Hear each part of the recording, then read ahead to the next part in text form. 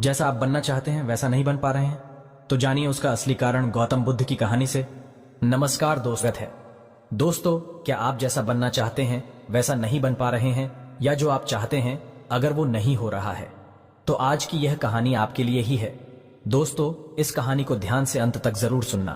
दोस्तों, अगर आप इस कहानी को अंत तक ध्यान से सुनते हैं तो आपको इस कहानी से कुछ ऐसा सीखने को मिलने वाला है जो आपको आपकी लाइफ में बहुत काम आने वाला है। इसलिए इस कहानी को अंत तक अवश्य सुने। लाइफ चेंजिंग गौतम बुद्ध की कहानी। दोस्तों, आज आपके पास जो कुछ भी है वो इसीलिए नहीं है कि आपकी किस्मत में इतना ही लिखा था या फिर आपकी किस्मत ही खराब है, बल्कि वो इसीलिए है क्योंकि आप इतना ही डिजर्व करते हैं। दोस्तों, यह प्रकृति बड़ी ही न्यायप्रिय है। यह उसे उतना ही देती है जितने का वह हकदार होता है। चाहे वो ज्ञान हो या धन, अभी आपके पास उतना ही है जितने की आप हकदार है।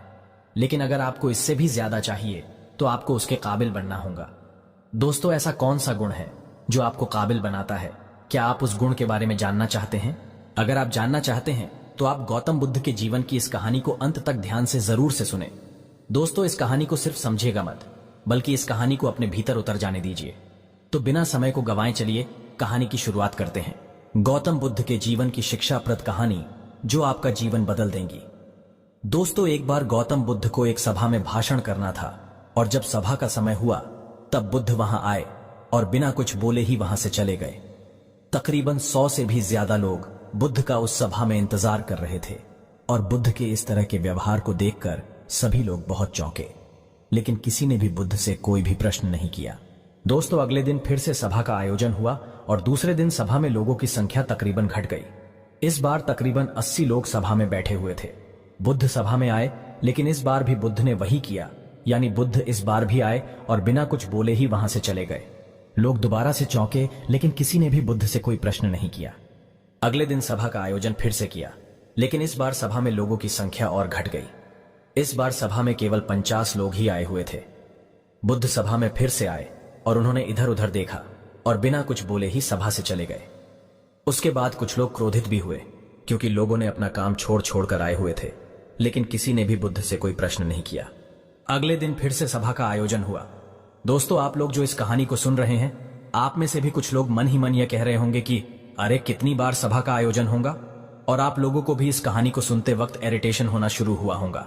और जिन जिन लोगों को भी अभी इरिटेशन होनी शुरू हो गई है, उन लोगों को तो यह कहानी बड़े ध्यान से पढ़कर समझना चाहिए, क्योंकि यह कहानी आपके लिए ही है।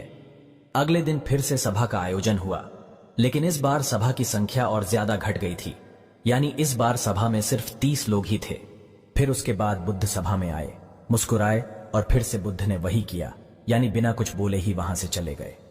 इस बार भी लोग बहुत क्रोधित हुए और इस बार लोगों ने पीछे से कुछ कहा भी और बड़बड़ाए भी, लेकिन बुद्ध ने उनके किसी भी प्रश्न का उत्तर नहीं दिया। दोस्तों, अगले दिन फिर से सभा का आयोजन हुआ और इस बार लोगों की संख्या बहुत ज्यादा घट गई थी, यानी इस बार सभा में कुल मिलाकर 15 लोग ही आए हुए थे। इस बार भी बुद्ध सभा में आए, लेकिन इस बार बुद्ध अपना आसन ग्रहण कर लेते हैं। फिर बुद्ध बोले और बुद्ध ने उन 15 लोगों को उपदेश दिया और वे 15 लोग ही बुद्ध के भिक्षु बन गए और आगे चलकर उन 15 लोगों ने ही बुद्ध के ज्ञान को अलग अलग दिशाओं में फैला दिया। फिर एक दिन बुद्ध से किसी ने पूछा कि बुद्ध, आप कई दिनों तक बिना बोले ही सभा से क्यों चले जाते थे? फिर बुद्ध कहते हैं कि मैं उन लोगों को खोज रहा था जो लायक थे, यानी कि पहले दिन 100 से भी ज्यादा लोग आए हुए थे, उसमें से ज्यादातर लोग सिर्फ आए हुए थे। उन्हें मेरे उपदेश से कोई भी मतलब नहीं था, वे बस आ गए थे। और उसमें से ज्यादातर लोग सिर्फ देखने और सुनने आए हुए थे कि सभा में क्या होता है। वे मेरे काम के लोग नहीं थे, क्योंकि वे लोग मेरे ज्ञान को औरों तक नहीं पहुंचा सकते थे। मुझे तो उन लोगों की खोज थी जो मेरे ज्ञान को जन जन तक पहुंचा सके। कई दिनों तक सभा से बिना बोले ही मैं इसीलिए चला गया क्योंकि मैं यह देखना चाहता था कि वे कौन लोग हैं जिनके भीतर वास्तव में प्यास है। जिन लोगों के भीतर में वास्तव में प्यास थी, वे लोग अंत तक जरूर रुके, और जो लोग बस ऐसे ही आ गए थे, वे लोग पहले या दूसरे दिन ही चले गए। जिनके भीतर धैर्य था, उन्हें मुक्ति का मार्ग भी मिला, और जो लोग जल्दबाजी में थे, वे लोग अब घर में बैठे हुए हैं। सवाल यह नहीं है कि मैं तुम्हें क्या दे सकता हूं, बल्कि सवाल यह है कि तुम क्या ले सकते हो। तुम्हारा पात्र कितना बड़ा है और कितने के तुम हकदार हो। जितने के तुम हकदार हो, उससे ज्यादा तुम्हें नहीं मिलेगा। फिर वह व्यक्ति बुद्ध से पूछता है कि बुद्ध लायक कैसे बने। फिर बुद्ध कहते हैं कि धैर्य के द्वारा जिस व्यक्ति के अंदर धैर्य है, वह अपने जीवन में कुछ भी पा सकता है।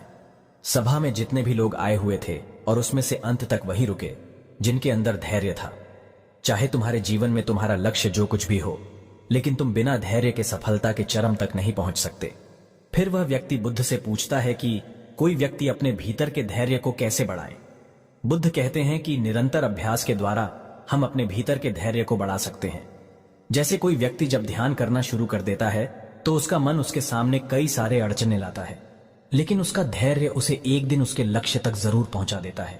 फिर वह व्यक्ति बुद्ध से कहता है कि मैं समझ गया, बुद्ध में समझ गया, यानी मुझे धैर्य के साथ निरंतर अभ्यास करने की आवश्यकता है।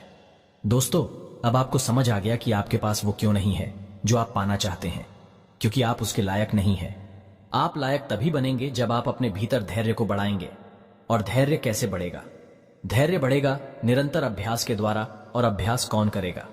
अभ्यास करेंगे आप, तो फिर करते क्यों नहीं? दोस्तों, खुद से ईमानदारी के साथ एक प्रश्न जरूर पूछिए कि जो आप भविष्य में बनना चाहते हैं उसके लिए क्या आप धैर्य के साथ कर्म कर रहे हैं? दोस्तों, अगर उसका उत्तर नहीं है तो अपनी असफलता के लिए जिम्मेदार आप खुद होंगे।